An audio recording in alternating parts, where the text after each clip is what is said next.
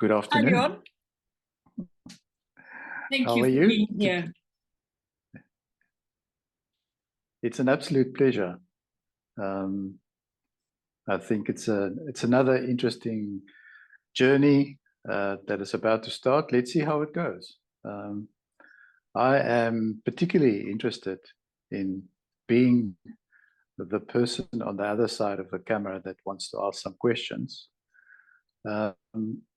And you've sent me some structure. You've sent me some headings, some different suggestions.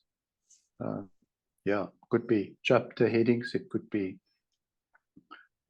bullet point headings for now, but those are all interesting to me. There's two other reasons why I'm interested in this.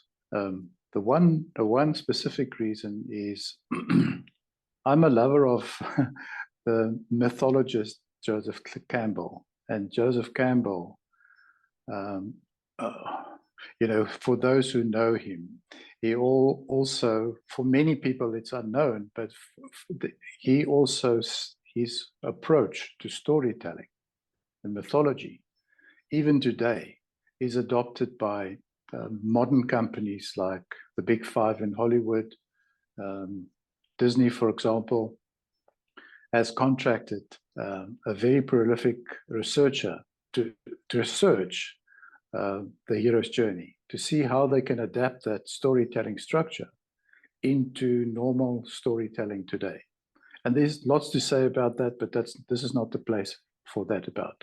But what's interesting to me is that if we look into your narrative just initially, there's also the signs of the heroine's journey. Now, normally the hero's journey is about meeting a challenge. You meet the hero in his ordinary world. He's faced with a challenge. He runs away from this challenge, first of all, and then a mentor pops up in his world, and the mentor says, by the way, you're the only one that can actually do something about that, and I don't understand why you're sitting, why you're not getting into action. So the mentor's role is to kick ass and to make sure that the hero gets going. And of course, when the hero gets going, the task becomes too big. And there's a phase where you sit back and you say, no, this is too big for me. It's overwhelming. I don't want to do it. Then a second time, the mentor will come in and say, consider this. You cannot avoid going ahead by challenging this. Now, in olden days, this was referred to as a battle.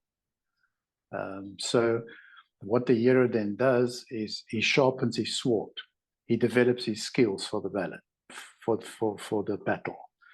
And the first time and the second time he goes into battle, he will actually lose. He will have his tail between his legs and come back home wounded and thinking, what the hell am I doing? But the third and the fourth time, now his skills are honed beautifully. He has built confidence. He goes into battle and he wins the battle. He conquers the dragon. Now, later on, Joseph Campbell is very articulate in explaining that all of this that is seemingly in the external world are actually in the inner world. The demon or the dragon is actually your internal dragon. It's your lack of confidence or your lack of insight or lack of wisdom. So when you finally conquer the elixir and you have the elixir in your hand and you return to the community or to the tribe, you now are blessed to be the new mentor for the young and upcoming heroes or heroines that will also face their own life battles, their own hero journeys.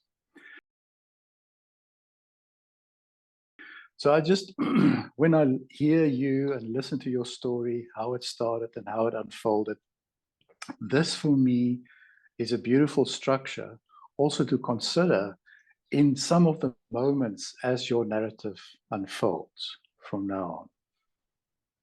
And then my second reason is I got to know you in a couple of months now. because we've explored and investigated and did some inquiry and did some spontaneous recording about venturing into a deeper understanding of the applicability in modern life for family constellations and systemic thinking. And one of the most exciting things so far is actually the investigation or the inquiry into another perspective on another self, which is a Netflix drama series. So my passion for movies, for drama, all comes together in this conversation, and also in this way to start walking this journey for you, to help you to express and let it unfold.